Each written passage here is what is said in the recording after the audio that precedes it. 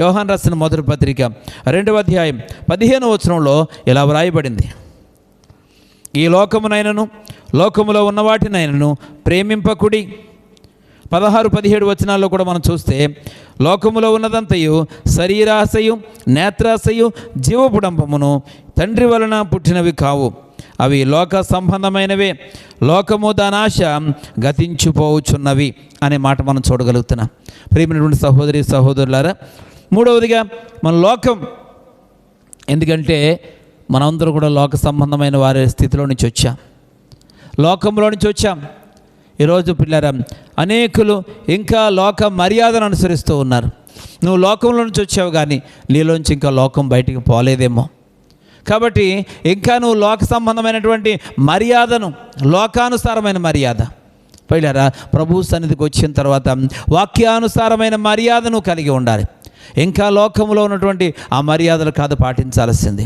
పిల్లరా, లోక సంబంధమైన ఆచారాలు, నేటికి కూడా అనేక మంది క్రైస్తవ కుటుంబాలలో లోక సంబంధమైన ఆచారాలు అనేవి స్పష్టంగా కనబడుతూ ఉన్నాయి.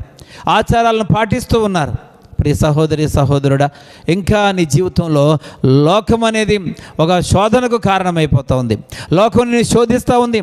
నీతో ఉన్న మనుషులు వారి రక్షణ కొరకు నువ్వు ప్రార్థించాలి, వారు మార్పు కొరకు ప్రార్థించాలి, ప్రయత్నం చేయాలి. అంతేగాని వారి యొక్క ఆలోచనలను అనుసరించి నువ్వు నడవటం ఏమాత్రం కరెక్ట్ కాదు.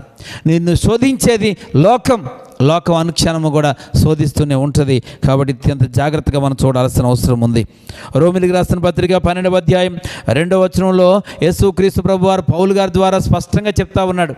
ఇంకో పౌలు గారు కూడా రోమిలికి రాస్తూ అంటున్నాడు 12:2లో, మీరు ఈ లోక మర్యాదను అనుసరింపక ఉత్తమమును అనుకూలమును సంపూర్ణమై ఉన్న దేవుని చిత్తం మీద పరీక్షించి తెలుసుకున్నట్లు మీ మనస్సు మారి నూతన మగుట వలన రూపాంతరము పొందుడి అనే మాట చెప్తున్నాడు. కనుక మీరు లోక మర్యాదను అనుసరించవద్దు, లోక మర్యాదను అనుసరించవద్దు. లోక సంబంధమైన వాటిని అనుసరిస్తున్నంత కాలం నువ్వు శోధించబడుతూనే ఉంటావు. ఇటు దేవుని వాక్యానికి విని, దేవుని సన్నిధికి వచ్చి దేవునితో సహవాసం చేసి ఆయన చెప్పినట్టు మాటను అనుసరించి నడుచుకోవాలా, లేక నీతో ఉన్నటువంటి లోక సంబంధులైన వారు ఇచ్చే సలహాలను బట్టి వాటి ప్రకారం నడుచుకోవాలా? ఎటు తేల్చుకోలేక ఎన్ని సంవత్సరాలు అయినప్పటికీ కూడా నీ ఆధ్యాత్మిక జీవితంలో రెండింటి మధ్యన నలుగుతూనే ఉంటావు, ఏ విధంగా శోధించబడుతూనే ఉంటావు. ప్రియమైనటువంటి సహోదరి సహోదరుడా, నీ జీవితంలో శోధించబడ్డానికి లోకమే, లోక సాంప్రదాయాలను, లోక సంబంధమైనటువంటి వాటిని నువ్వు ఎంత మాత్రం కూడా నీలో ఉండనివ్వడానికి వీల్లేదు ప్రియులారా. ఎందుకంటే లోకము దాని ఆశలు గతించిపోతాయి. దేవుని యొక్క వాక్యమందు నిలిచివాడే నిత్యము శాశ్వతమైన రాజ్యానికి చేరుకుంటాడు. కాబట్టి ఈరోజు లోకము దాని ఆశలు గతించిపోతాయి. నాశనం అయిపోయే లోకాన్ని నువ్వు చూస్తున్నావేమో, నాశనం అయిపోయిన లోకాన్ని నువ్వు అనుసరిస్తున్నావేమో, లోక సంబంధమైన వాటి యందు మనసుంచుతున్నావేమో. ఇక దినాన దేవుడు వాక్యం ద్వారా నీతో హెచ్చరిక చేస్తూ ఉన్నాడు. నీ ఆధ్యాత్మిక జీవితంలో ఎంత మాత్రం కూడా లోకం వైపు చూడొద్దు, లోకం వైపు చూడొద్దు. దేవుడి దగ్గరికి వచ్చావు, దేవుని వైపే చూడాల్సిన అవసరం ఉంది. ఈరోజు మన కోసం దేవుడు ఏదైతే సిద్ధపరిచాడో, ఏ రాజ్యాన్ని అయితే దేవుడు మన కోసం సిద్ధపరిచాడో ఆ రాజ్యం వైపు మనం చూడాల్సిన అవసరం ఉంది. దేవుని యొక్క సన్నిధిలో పిల్లారా, 2024వ సంవత్సరంలో ప్రవేశించి ఈ మొదటి నెలలో ఈ దినాన్ని దేవుని యొక్క వర్తమానం వింటున్నటువంటి ప్రియ సహోదరి సహోదరుడా, నీ ఆధ్యాత్మిక జీవితంలో వెనక తట్టు చూడొద్దు, అనగా సాతాను వైపు చూడొద్దు, సాతాను శోధనల వైపు కురింగిపోవద్దు, సాతాను శోధనలో పడిపోవద్దని ప్రభువు పేట తెలియజేస్తూ ఉన్నాను. రెండవదిగా శరీర సంబంధమైన ఆశలకు లొంగిపోవద్దు, శరీర క్రియలకు దూరంగా ఉండి ఆధ్యాత్మిక జీవితంలో ముందుకు సాగాల్సిన అవసరం ఉంది. మూడవదిగా నిన్ను వెనక్కి లాగేటువంటి లోకం వైపు చూడాల్సిన అవసరం లేదు, చూడకూడదని ప్రభువు పేట తెలియజేస్తూ దేవుని వైపే మనం చూడాల్సిన అవసరం ఉంది. ఒక గురి కలిగిన వారిగా ముందుకు సాగాల్సిన అవసరం ఉంది. ఒకవేళ 2023వ సంవత్సరం దాకా నీ జీవితంలో, అనగా గత కాలంలో నీ జీవితంలో కొన్ని లోపాలను బట్టి, కొన్ని పరిస్థితులను బట్టి సాతాను చేత శోధించబడుతూ, శరీరము చేత బలహీనపరచబడుతూ, అలాగే లోకం వైపు చూస్తూ లోకాశలో జీవిస్తూ వచ్చావేమో, దేవుడి దినాన ప్రత్యేకంగా హెచ్చరిక చేసి చెప్తా ఉన్నాడు, అది నీకు ప్రయోజనకరం కాదు, అది శాపగ్రస్తం. సాతాను చేత శోధించబడి సాతాను శోధనలో ఉంటే ఖచ్చితంగా శాపగ్రస్తులం అవుతాం. శరీర సంబంధమైన క్రియలలోనే జీవిస్తే ఖచ్చితంగా శాపానికి లోనైపోతాం.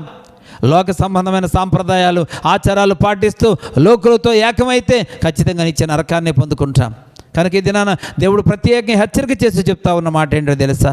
నూతనమైన విధానంలో నూతనమైన నిర్ణయం తీసుకొని ముందుకు సాగం. మనకు గురి కలిగినటువంటి దేవుని వైపే ముందుకు సాగుదాం.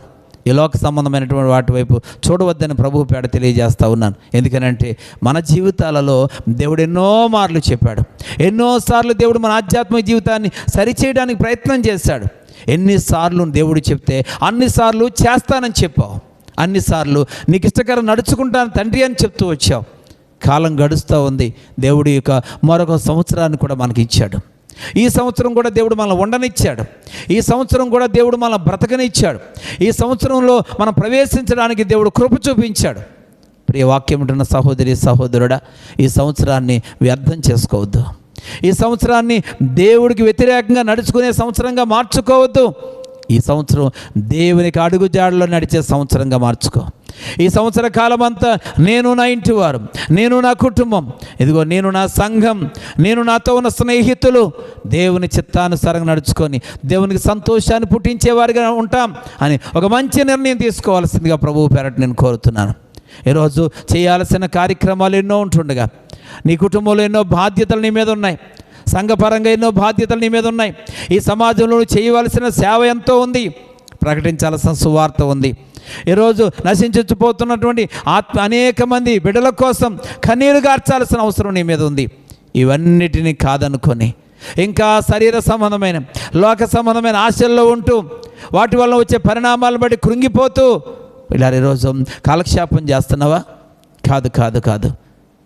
నామకార్థంగా జీవించడం మాని ఈరోజు అర్థవంతమైనటువంటి భక్తి జీవితాన్ని కొనసాగిస్తూ ప్రభు కొరకు రోషం కలిగిన దేవుని బిడ్డగా, అలాగే సాతాన్ని జయించే శక్తి కలిగినటువంటి దేవుని కుమారుడిగా, కుమార్తెగా జీవిస్తూ ఆధ్యాత్మికమైన ఆశీర్వాదానికి నేను నీవే సిద్ధపరచుకోవాలని రానున్న దినాలలో అనేకులకు ఆశీర్వాదకరంగా, అనేకులకు ఆ యొక్క సాక్ష్యార్థంగా నీవు ఉండాలని ప్రభు పేరట మనస్ఫూర్తిగా కోరుతూ నా మాటలు ముగిస్తూ ఉన్నాను. దేవుడి మాటలు దీవించి ఆశీర్వదించును గాక. ఆమెన్.